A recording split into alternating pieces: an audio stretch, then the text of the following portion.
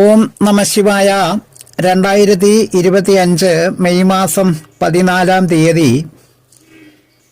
കൊല്ലവർഷം 1200 ആണ്ട് മേടമാസം 31 തീയതി രാത്രി 10:07 വ്യാഴം അഥവാ ഗുരു ഇടവം രാശിയിൽ നിന്ന് മിഥുനം രാശിയിലേക്ക് രാശി മാറുകയാണ്.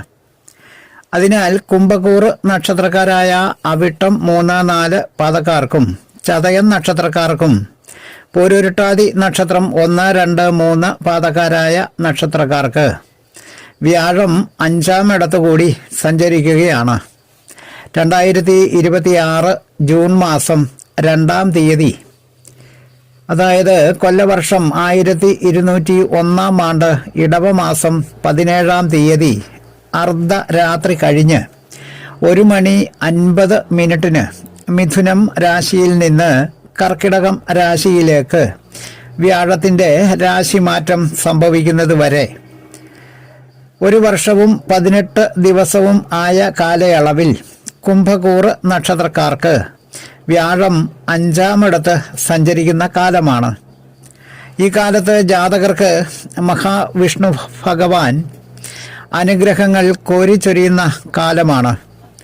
ഇടപാടുകളിൽ നിന്നെല്ലാം വളരെ വലിയ ധനലാഭങ്ങൾ ഉണ്ടാകും. സാമ്പത്തിക സ്ഥിതിയിൽ വളരെ വലിയ നേട്ടങ്ങളും ഉണ്ടാകും. കാര്യതടസ്സങ്ങളും മനോവിഷമതകളും ഒക്കെ മാറും. ജീവിതം അഭിവൃദ്ധിയിലേക്ക് കുതിക്കും. തൊഴിൽ സംബന്ധമായും മറ്റും കുടുംബവുമായി അകന്നു കഴിഞ്ഞിരുന്ന ജാതകർക്ക് കുടുംബവുമായി ഒത്തുചേരാൻ കഴിയും. ദാമ്പത്യ സുഖമുണ്ടാകും. കുടുംബ അന്തരീക്ഷത്തിലും ബന്ധുജനങ്ങളുമായും മറ്റും ഉണ്ടായിരുന്ന അസ്വസ്ഥതകളൊക്കെ മാറി കുടുംബത്തിൽ ശാന്തിയും സമാധാനവും കൈവരും. 3-4 മാസങ്ങൾ കൊണ്ട് തന്നെ കുടുംബത്തിൻ്റെ സാമ്പത്തിക സ്ഥിതിയിൽ വളരെ വലിയ മാറ്റങ്ങൾ ഉണ്ടാകുകയും ഉന്നതി പ്രാപിക്കുകയും ചെയ്യും. ദശ അപഹാരകാലങ്ങൾ അനുകൂലമായിരിക്കുന്നവർക്ക് ശുഭഫലങ്ങൾക്ക് നല്ല പുഷ്ടിയുണ്ടായിരിക്കും.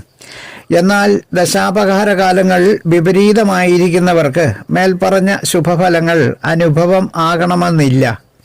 എന്നാൽ ഈശ്വരാധീനമുള്ള കാലമായതിനാൽ അശുഭ ഫലങ്ങൾക്ക് കാഠിന്യം ഏറുകയുമില്ല.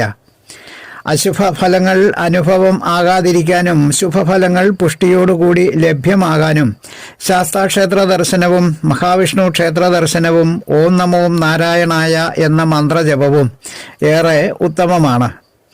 ജ്യോതിഷ സംബന്ധമായ സേവനങ്ങൾ ഓൺലൈനായും വാട്സപ്പിലൂടെയും ഏവർക്കും ലഭ്യമാണ്.